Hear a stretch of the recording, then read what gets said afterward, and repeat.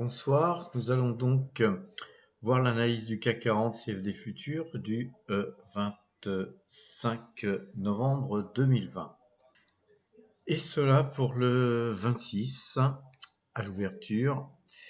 Donc, je vous ai calculé les points. Le point pivot est à 5568. La première résistance à rencontrer sera 5618 et la R2 deuxième résistance, 5646. Alors, d'où viennent ces points? Je vais essayer de vous montrer. En fait, vous avez la Chikuspan ici qui est restée très longtemps ici au-dessus en fait du Kumo. On la retrouve ici et c'est ici qu'est cette résistance qui correspond peu ou prou à cette résistance là. Donc c'est très très fort cette résistance de 5618. Alors c'est 5616, 18. Hein. Je vous ai mis le point le plus proche de ce point. Alors par contre, donc on est toujours bien sûr au-dessus du très au-dessus du Kumo. Et donc c'est pour ça qu'en fait, on a aujourd'hui, si on regarde les bougies qu'il y a eu dernièrement, le ralentissement, donc on est parti tambour battant avec une hausse phénoménale, un petit repli qui n'avait même pas mis vendeur le directional index mouvement. Hein. On est reparti de plus belle à la hausse. Ensuite, on a eu un premier coup de semence qui nous a permis de se dire attention, attention, la hausse n'est peut-être plus d'actualité. Alors, on pouvait craindre un retournement à partir de ça, parce que ça risquait de se retourner. Non, c'est reparti. Par contre, ce qu'on observe, c'est que les corps des bougies sont de plus en plus petits. Donc, on voit bien que même si on allonge un peu le truc, là, on voit bien qu'on a des longs corps de bougies, là, tout ici, là aussi, même dans cette ouverture très haut pour pouvoir finir à la baisse, on avait quand même une longue amplitude de bougies. Là, on voit des petits corps, on voit que, en fait, on voit que c'est timide, que ça ne veut plus monter trop fort, et donc, en conséquence de quoi, je vous encouragerai sur DMI 2, hein, sur des Directional Index Mouvement sur 2 jours, la vente à 5519. Et à 5519, on ne se posera pas de questions, hein, on sera vraiment vendeur jusqu'au premier support, la S1 qui sera 5492 et voire le deuxième support 5463. Voilà, donc pourquoi en fait les cordes des bougies sont petites et pourquoi il faudra être très prudent et se placer vendeur dès que retournement il y aura. Donc sur le premier signal, on va dire le plus court-termiste possible, qui est Directional Index Mouvement 2. Vous avez aussi la moyenne 2 jours, 12 jours qui pourrait rentrer en action, mais je pense qu'il faut se simplifier la vie dans ces moments de trading plutôt que d'avoir plusieurs indicateurs qui peuvent vous donner deux signaux divergents. Et pourquoi ça? C'est parce qu'on est vraiment éloigné du Kumo, on est très éloigné du Kumo, donc la logique normalement technique, c'est qu'on revienne dessus et donc qu'on se mette à baisser. Par contre, la logique financière des dernières nouvelles qu'il y a eu ne peuvent pas être intégrées dans les 52 bougies précédentes qui forment ce nuage. Donc il faut aussi réfléchir par nous-mêmes plutôt que de se polariser que sur des indicateurs techniques. Donc je pense que il est fort possible, vu la robustesse du marché aujourd'hui, qu'on continue à essayer de monter demain sur la zone des 5600, 5618, ça me paraît, donc 5600, ça serait un premier seuil psychologique et 5618 serait une grosse résistance. Donc on aurait dans ce cas-là encore un petit corps de bougie, et si jamais le marché partait, ce qui pourrait être tout à fait possible, on va remettre les Bollinger, puisque en fait on a de la place dans le Bollinger, hein, là-haut. La bande Bollinger est très très haute. Par contre, regardez, elle commence à s'incurver. Donc c'est aussi peut-être un signe annonciateur de retournement de tendance. Donc on fera très très attention à ce point DMI2 qui est vraiment le point de retournement pour moi que je surveillerai demain. Alors pour y voir un petit peu plus clair, on va quand même analyser le Brent, donc qui est là, parce que là il est minuit 21, donc on est déjà demain, dirais-je, hein. Il est donc minuit 21 et le Brent cote 48 dollars, 84. Et donc c'est pareil, on a un beau mouvement haussier sur le Brent. Mais on s'éloigne aussi du Kumo, on a à peu près la même configuration que le CAC 40. Donc tout ça, c'est par contre très très fort dans la hausse, parce qu'on s'aperçoit que, évidemment, sur cet actif-là, la véracité de la question qu'on se pose, est-ce qu'il va y avoir une reprise ou pas, est est bel et bien dans les cours. Et les spéculateurs, les gens qui spéculent sur le dollar, sur le dollar et sur le Brent ont souvent une vision plus affinée de, des tendances de marché et surtout de l'économie en général. Donc si euh, les cours du Brent montent autant, c'est qu'il y a une demande. Et s'il y a une demande, c'est qu'il y a une demande pas pour la stocker, puisqu'on l'a vu pendant la crise, il y avait peu d'espace de stockage pour le Brent et pour le WTI, surtout, je dirais, aux États-Unis, qui a à peu près la même tendance graphique. C'est qu'il y a une demande, et s'il y a demande, c'est bel et bien que l'économie est en train de repartir. Donc on est sur du réel, là, on n'est pas sur des perspectives, même s'il y a effectivement un peu de spéculation, on est surtout sur du réel, et donc je pense que cette configuration va continuer sur le Brent. On va quand même mettre la bande Bollinger sur le Brent, et on voit que là on attaque la bande Bollinger, et on n'en est pas encore sorti, donc on peut encore monter là-dessus. Je pense qu'on peut très rapidement voir le Brent sur les 50 dollars.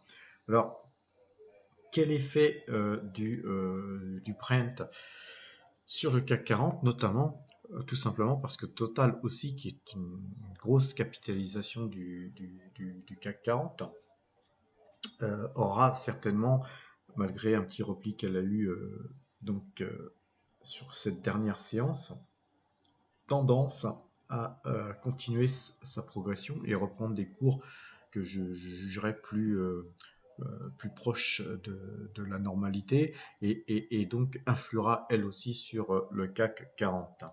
Alors pour parfaire un petit peu cette analyse du CAC 40, on va aussi un petit peu regarder le dollar. On voit qu'ici, sur l'euro-dollar, on voit qu'il y a un range ici. On est sur un range que je vais vous tracer.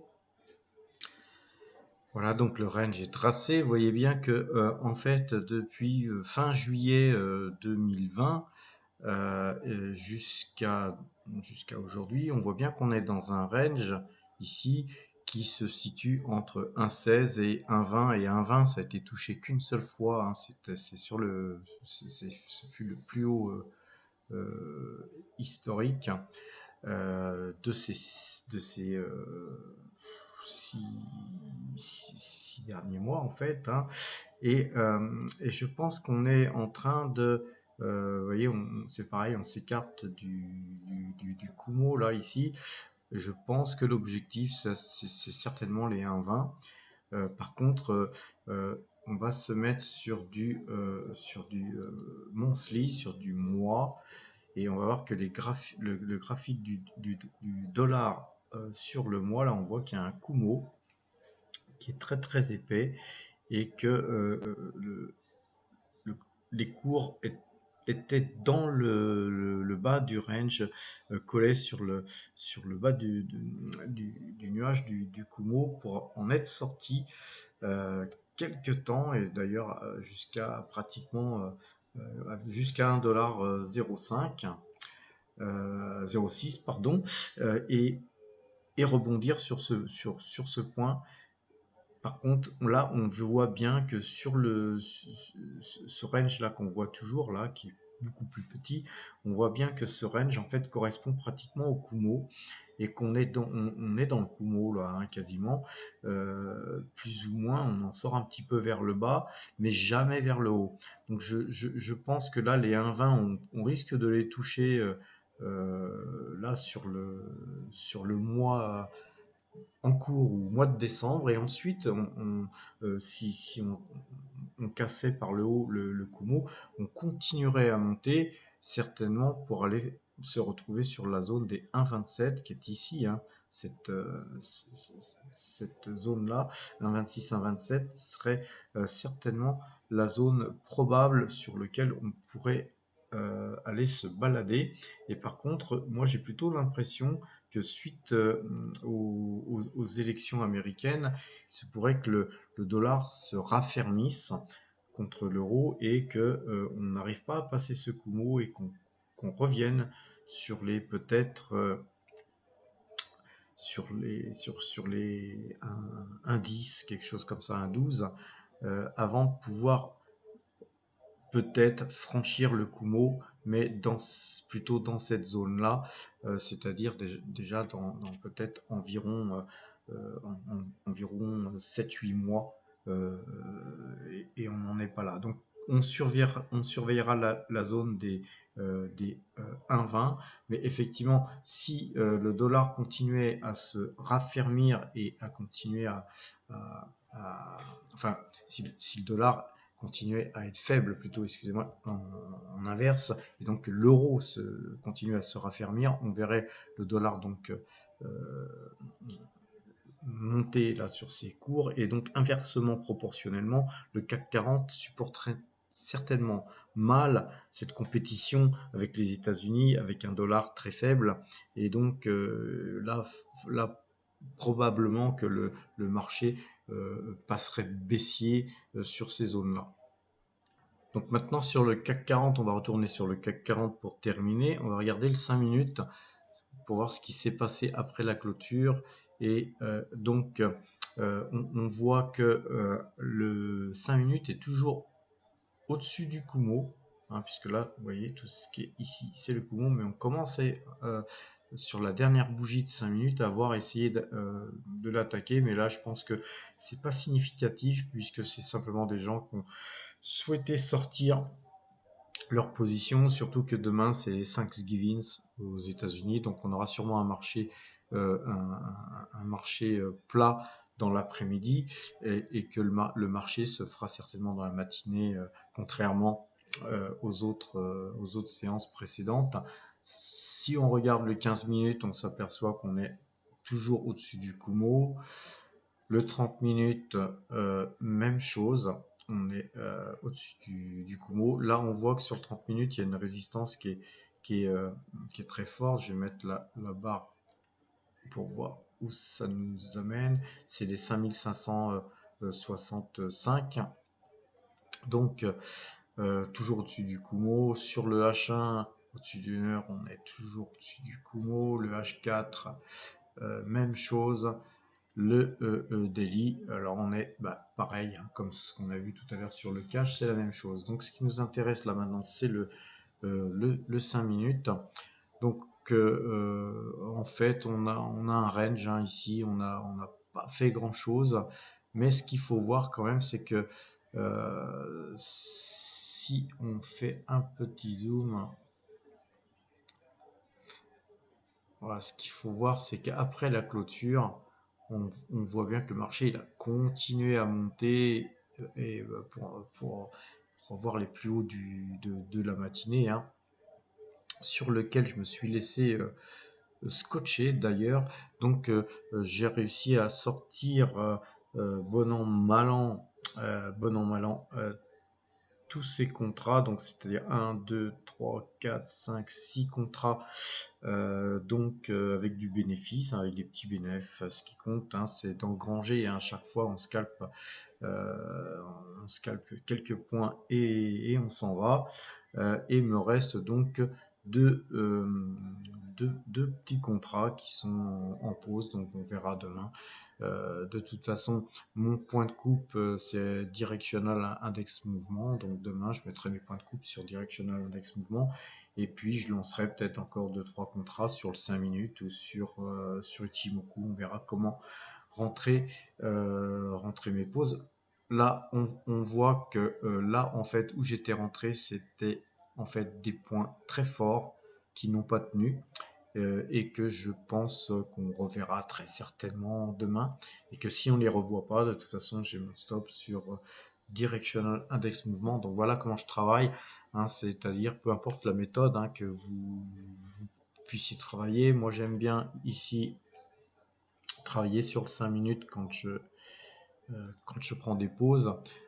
5 minutes et puis des trends, hein. Alors par exemple, hein, je vais vous donner un exemple de type de travail, c'est que par exemple ici, vous avez là, sur ce, voilà, vous avez un petit trend baissier. Là, ici, vous avez tout simplement le trend qui est cassé. Vous avez la moyenne de 12 qui croisent. Et donc, eh ben, ici, moi, j'ai plutôt tendance à tenter des achats. Alors, avec le spread, ben, vous êtes acheteur en fait à ce niveau-là. Et puis, malheureusement, ben, ça, vous voyez, ça tient pas, il n'y a pas suffisamment de bénéfices pour les prendre et vous vous retrouvez effectivement scotché jusqu'à ici. Et donc, dans ces cas-là, c'est pour ça qu'on a un stop un peu plus bas. Mais chaque fois qu'on prend des bénéfices, on revient dans le marché, on reprend des bénéfices et on a toujours notre stop plus bas. Mais aujourd'hui, le stop est beaucoup plus loin parce que en fait, je préfère mettre un stop sur Directional Index Mouvement plutôt que de mettre un stop, par exemple, sur ces petits plus bas, vous voyez, ces trois petits plus bas qui devraient être un stop. Mais si vous regardez dans les faits, si vous travaillez de la sorte, vous voyez que, poum, ici, vous êtes stoppé systématiquement. Euh, et, euh, et donc, travailler dans un marché où on vient chercher euh, vos, euh, vos stops à chaque fois, ça finit par faire plein de petites pertes qui sont psychologiquement lancinantes et fatigantes. Donc je préfère moi, dans une période comme celle-là où on a un marché qui a un sens, qui est prédéfini, où on sait que c'est très très acheteur euh, à, à partir à la pêche, je lance un hameçon et puis donc avec un certain nombre de points à, à essayer de gagner. Si on les gagne pas, de toute façon on a un stop. Et de toute façon, si on les gagne pas sur les 10 minutes, on les regagne dans la soirée. Donc on est resté peut-être des fois une partie de la journée scotché. Et puis vous avez eu en fin de soirée, vous avez 5-6 contrats qui sortent comme ça et puis avec des bénéfices. Et si vous faites ça tous les jours, ce que j'ai fait dernièrement, bah, des petits bénéfices tous les jours sans avoir été stoppé, fait que vous avez un price earning ratio qui est très très bon. Et donc, on va revenir sur la statistique pour essayer de vous montrer la façon dont il faut absolument travailler. Donc, on a donc chaque trade, hein, chaque fois qu'on fait un trade, il faut vraiment noter tout ce qu'on fait pour s'analyser. Et on voit que bon, en fait, sur 71 trades, donc Donc on voit donc là sur la zone du 25, hein, on voit le cumul des gains qui se reporte sur le résultat. Et là, je vous ai fait un petit graphique justement pour vous montrer aujourd'hui donc l'évolution de tous les trades que j'ai pu faire depuis le début du mois. Et ce qui est important, c'est de voir son payoff ratio. Donc, on voit quand on a un payoff ratio de 2,75, c'est une très bonne façon de travailler parce qu'il faut minimum avoir plus de 1 pour être euh, en capacité de pouvoir gagner de l'argent sur les marchés. Donc, si vous avez un payoff ratio de 1,5, 1,6, c'est même très très bien. Quand vous avez 2,75, c'est excellent. Mais sous réserve de gagner évidemment plus quand vous gagnez que quand vous perdez. Donc ce qui est important, donc on voit que sur 60 trades qui sont gagnants, vous avez 6 trades perdants. Donc sur 66 trades, vous en avez 60 gagnants et 6 perdants. C'est-à-dire que vous gagnez pratiquement 10 fois plus que quand vous perdez. Donc c'est absolument magnifique. Mais je vais vous expliquer qu'il ne faut pas s'emballer non plus. C'est pas parce qu'on a un bon payoff ratio comme ça sur si peu de temps, parce que sur un mois, ça ne veut pas dire grand-chose. Il faut aussi regarder que la moyenne des pertes et la moyenne des gains soient en corrélation. Donc, quand je gagne 1,27 et quand je perds 0,46. Donc, en gros, je gagne 3 fois plus que quand je gagne que quand je perds. Donc, c'est donc très très bon et ce qui nous donne une probabilité de succès de 0,91. Donc, en gros, avec un payoff ratio de 2,75 et une probabilité de succès de 0,91, c'est difficilement améliorable, hein. Effectivement, on peut toujours améliorer un petit peu, mais c'est donc une très très bonne façon de travailler. Et ce qui est important, c'est pour ça que je vous ai fait un graphique, c'est de s'analyser aussi graphiquement. Il ne suffit pas de faire de l'analyse graphique sur l'argent enfin sur les valeurs sur lesquelles vous investissez, mais il faut aussi vous considérer vous comme une valeur et vous étudier comme si vous étudieriez un, un graphique du CAC 40 ou d'une action quelconque, hein, d'un actif, va-t-on dire. Et ce qui compte, c'est d'avoir, vous voyez, une progression lissée comme ça. Vous avez peut-être des fois où vous gagnez moins, où vous perdez un petit peu, mais vous regagnez, vous regagnez.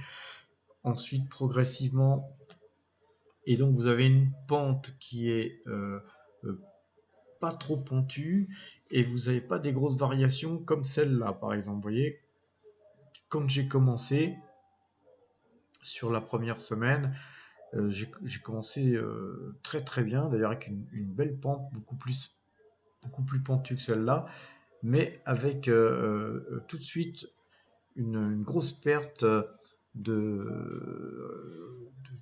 en quelques jours. En fait, j'ai reperdu plutôt beaucoup plus que ce que j'avais gagné. Et ensuite, je suis reparti. Alors, si vous faites que des choses comme ça, ici, vous allez faire que des trucs comme ça, et à la fin de l'année, vous allez avoir des maigres gains, voire des pertes. Et puis surtout, ces pertes risquent de s'accentuer subitement et donc vous allez avoir passé votre temps à faire des trucs de dingue et aucun résultat. Donc ce qui est très important, c'est de capitaliser vos résultats petit à petit, de façon à, vous voyez, je suis parti à 350, je me suis retrouvé à 337, ce qui n'était pas bon du tout. Alors évidemment, c'est relatif, hein, ça ne représente pas grand-chose, mais ensuite, avec le temps, c'est en l'espace de euh, 3 semaines, je me retrouve à pratiquement 400. C'est-à-dire que demain, normalement, je devrais être à 400, au-dessus de 400. Donc en fait, si vous faites le ratio, parce qu'il n'y a même pas un mois là, hein, de cours, si vous faites un ratio euh, de 50 euros de gagner sur 350, vous faites du plus de 14% de rendement. Et donc en fait, de faire du 14 ou 20% de rendement, c'est très très bien. Après, tout dépend des sommes qui sont investies. Alors petit à petit, ce qu'il va falloir faire ensuite, c'est augmenter le nombre de lots. Là, vous voyez, je travaille avec un lot.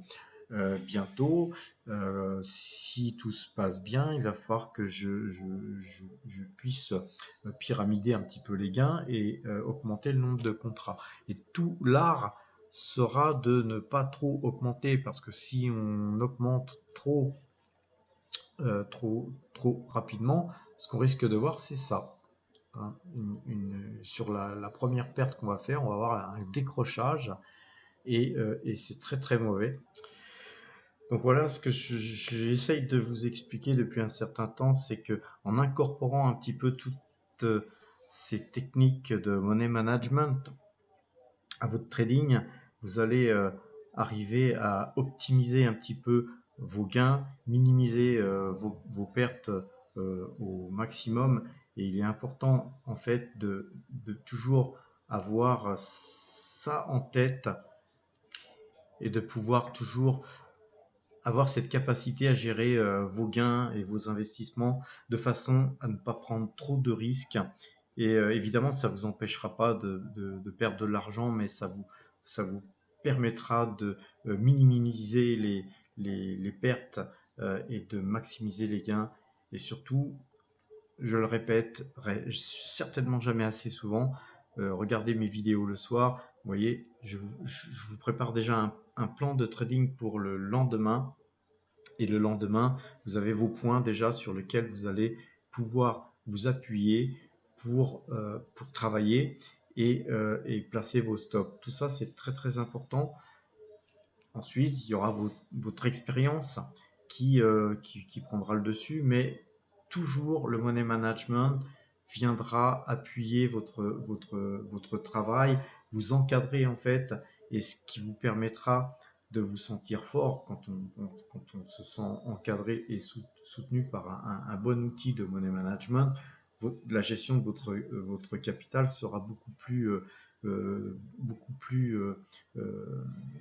beaucoup mieux réglé, dirais-je, et vous prendrez moins de risques. C'est surtout cette gestion de risque qui va falloir apprendre et surtout toujours avoir à l'esprit. Et pour ce faire, il faut vraiment avoir en tête, pour protéger son capital, de calculer sa perte maximale. Ça doit être la première question que vous vous posez quand vous rentrez dans un marché, c'est quelle est ma perte autorisée. Souvent, hein, les traders débutants entrent dans le marché en se disant j'achète là, je vais vendre là, je vais gagner ça.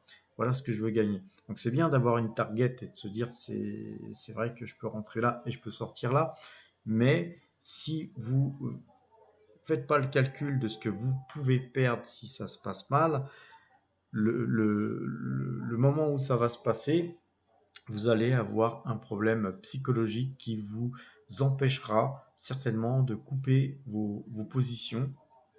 Et si vous ne les avez pas euh, bien calibrées, vos positions, vous allez vous retrouver à avoir des positions peut-être beaucoup plus importantes que ce que vous pouvez supporter.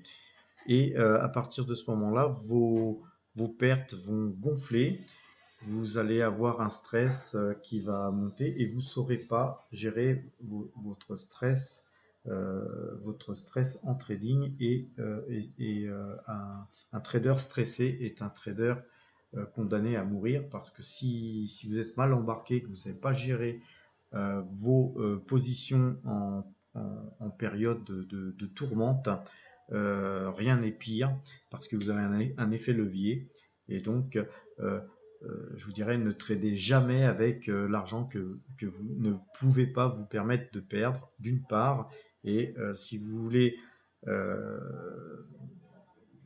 réussir dans ce métier, il faut surtout préserver l'argent qui va vous servir à vivre et à travailler. Et en l'occurrence, nos outils dans ce métier, c'est effectivement de l'analyse graphique, Excel, etc., une calculette, tout ce que vous pouvez mettre en parallèle, un ordinateur, plusieurs écrans, plusieurs ordinateurs, tout ce que vous voulez, mais notre matière première, ça reste l'argent.